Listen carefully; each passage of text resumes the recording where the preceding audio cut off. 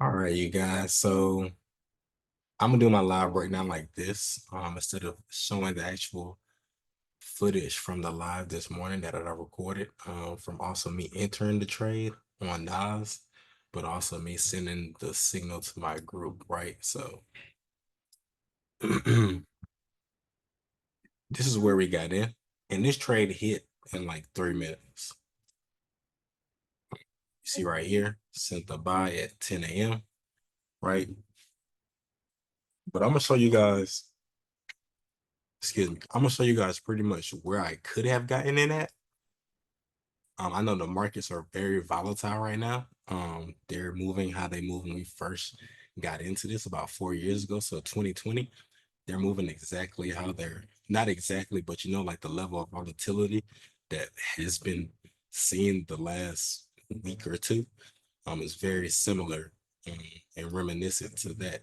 So I'm gonna just show you guys just a few things later on after this video, just what to expect in the market.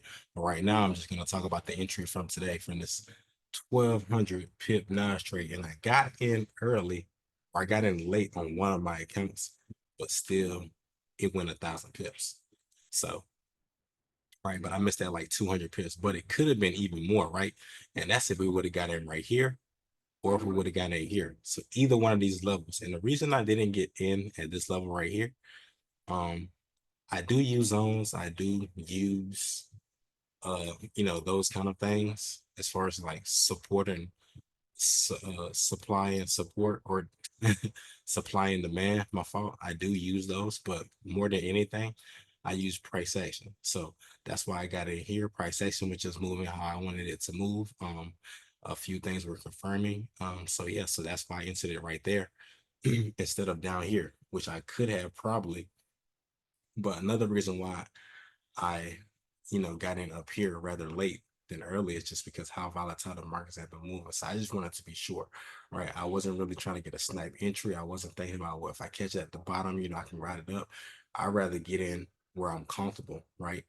And that everything lines up with my um my trading style, my confluences, and things like that, right? I can see a trade happening and it can be confirmed, but it might be missing something as far as like what I need into that particular trade or send a signal out for it to be, a profitable trade, right? Now I know most times, or not most times, but I know sometimes we don't win. We don't win every trade, right? I think just last month for July, we almost had 5,000 pips. I mean, 15,000 pips, excuse me, which is a lot, right? But we do trade futures, right? Mainly NAS 100, right? So that's a lot of pips, right? But the 1% was only 65%, right? Now, usually it's a little higher than that, but it was just off, right? I plan on getting it higher this time.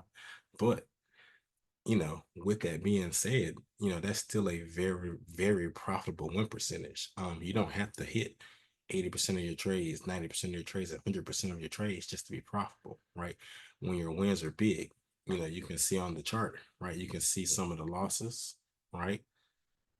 And then you see some of the wins, right? The wins look way bigger than the losses, right?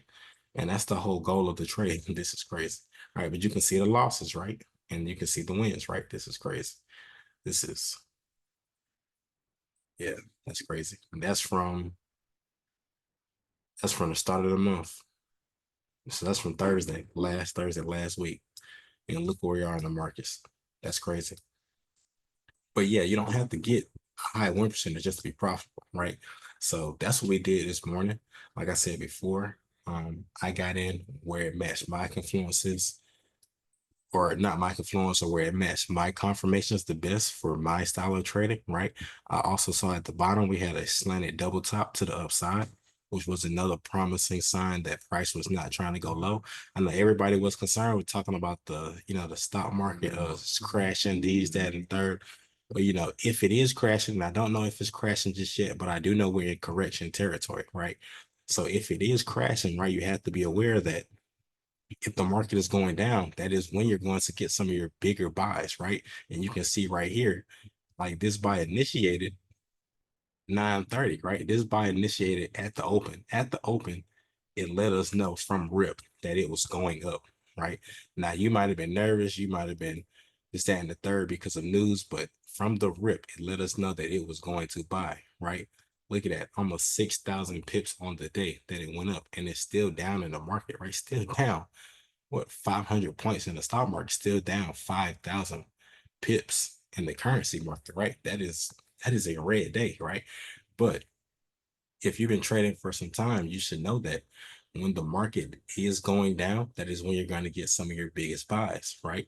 When the market is going up, that is when you're going to get some of your biggest sales, right? And that's because the market cannot go one way for too long, right? So if it's trying to go down, right, it's gonna have to go up, right?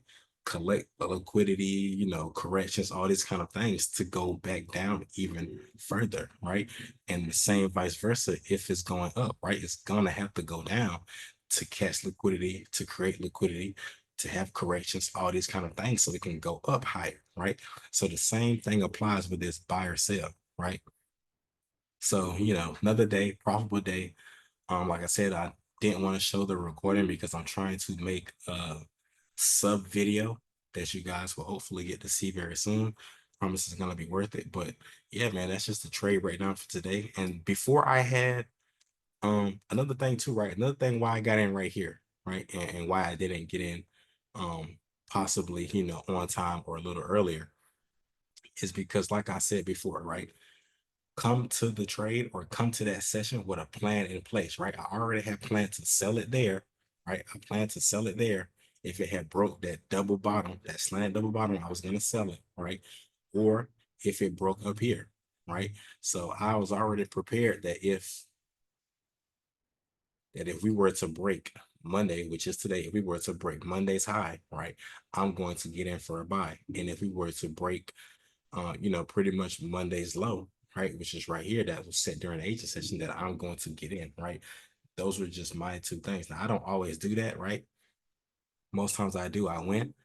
More times than not. Sometimes I do get in early. Sometimes things are lining up very good and we still win, right? And then sometimes, we lost when I do that, right? But, the main thing to do, it's just come prepared, right? The main thing to do is just come prepared to execute, right? It doesn't matter what you're thinking if you don't execute. Somebody could have thought the same things, right? As far as, where price is going to buy, where price is going to sell today, and they didn't get in, right? So on the day for them, that would mean they failed, right? Now I got in on time and we got 1,200 pips, which is very good, very good. 500 pips a day. If you're getting 500 pips a day profit, that's very good, right? So 1,200 is very good. Let's not forget about, the goal is to make money, and those are very good moves being caught, right? I think sometimes we can get a little greedy. Seeing other people's you know P&L or pictures of P&Ls, right? And you see these kind of things, these large numbers, a lot of them have bigger capital and they're not catching, or they're not holding trades continuously for 1,500 pips, 2,000 pips, 2,500 pips, 3,000 pips. They're not doing that because those kind of moves don't always happen in the market, right? Now we're getting them now, right? But you're always going to get those 1,000 pip moves. You're always going to get those 500 pip moves, right? So if you can be consistent with capitalizing on those, right, the bigger days will come, right? The bigger days will come. Especially in years like this year, which is an election year, right? So that already means the market is going to be a little bit more volatile than other years, right? Or it's going to mean it should be, right? So those are just some things to keep in mind when you're trading. Um, the person who takes action is the person who sees a reward, right? You don't want to be somebody who's studying, 8 hours a day on trades, and then when it's time to, maybe put in maybe, 1 hour, maybe 2 hours on the chart during that live session to show your progress, that you don't show up, right? You're pretty much practicing for nothing, right? You have to execute, right? I would prefer that you spend, 4 hours a day instead of 8 hours a day studying, right? And then show up every trading day, every trading session that you plan to trade, and show up and be, as much there as possible, right? I'm not going to say 100% because it's hard to be 100% in anything, but show up as best of your abilities every time you step out there to trade, right? As far as coming to the market or coming to the session or the pre-session with what in mind that you're willing to execute, because right here and there, I'll tell you another thing, right? Because I entered right here, I'm not gonna say that I knew the market was gonna give me 1,000, but I was more confident in holding to see if I could get 1,000, right? To whereas if I got in right here, right, and it pulled back, I might not be as confident. So this would have been a bigger trade, but I wouldn't have been as confident in my trade, right? This was a smaller trade, but I was more confident, right? And that plays a big part in it too. And people won't say that, right? So that plays a big part in it too. You have to become comfortable with your style of trading and entering a market because the market is going to do whatever it's going to do once you enter it. So you have to be fine with whatever outcome, right? So that was today's trade.